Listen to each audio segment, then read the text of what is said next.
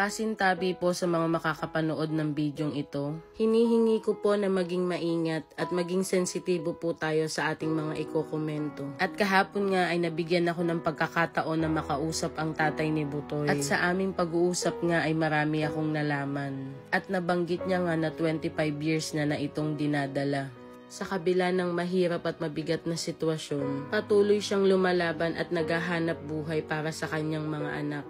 Isang patunay na walang katumbas ang pagmamahal ng isang magulang sa kanyang mga anak.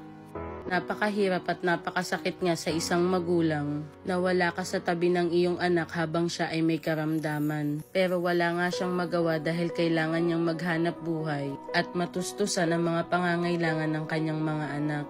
Dahil alam ko na ang isang magulang gagawin at titiisin ng lahat para sa kanyang mga anak.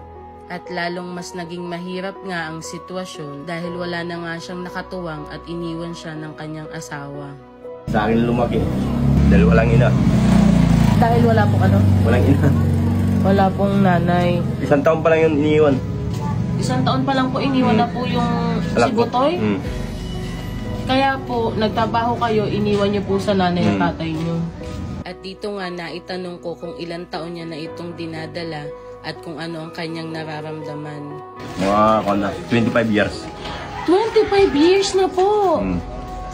Bakit hindi niyo po, napa-check up niyo na po? Hindi pa. Kahit isang beses po, hindi po kayo nagpa-check up? Nagulat nga ako sa sinabi ng tatay ni Butoy at ito ang naging dahilan niya kung bakit hindi nga siya nakapagpa-check up o hindi siya nagpapa-opera. Pag nagpa-opera kasi ako, walang magpapakain sa mga anak ko. Dahil ako lang naghahanap buhay. Kapag hindi kumayon, walang kakain ng mga pamilya ko. Halo-halong emosyon nga ang naramdaman ko sa mga naging sagot ng tatay ni Butoy. At eto nga ang pinakamasakit na katotohanan na napakahirap maging isang mahirap. Gustuhin man niyang unahin na maipagamot ang kanyang sarili. Hindi niya ito magawa dahil mas inuuna niyang isipin ang ilalaman sa sikmura ng kanyang mga anak. Yun nga po, naiintindihan ko naman po yun, pero di ba mas kung magpapagamot po kayo, mas makakapagtrabaho po kayo ng maayos. At pwede ko rin po kayong tulungan. Pag-isipan niyo po. Nabubuhat kasi ako dati dun sa probinsya ng Nyug. Tapos, lumaki ito pagpadyak. Lumaki na lumaki. Ano po bang trabaho niyo ngayon? Tricycle na. Nagta-tricycle po kayo. Noon po yung padyak Oo, po. yun lumaki. Nag-umpisa.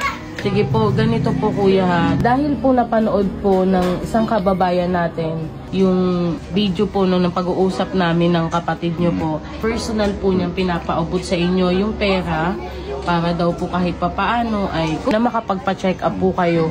Ito po yung resibo. Galing po ito kay Ma'am Judith Ibanez de la Cruz. Ayan, ang pinabibigay niya po sa inyo ay 4,622 po. Ito po ay 5,000 po. Maraming po salamat sa nagpapabigay sa akin. Kay Ma'am Judith Ibanez, maraming pong salamat. Maraming pong tulong ito sa akin.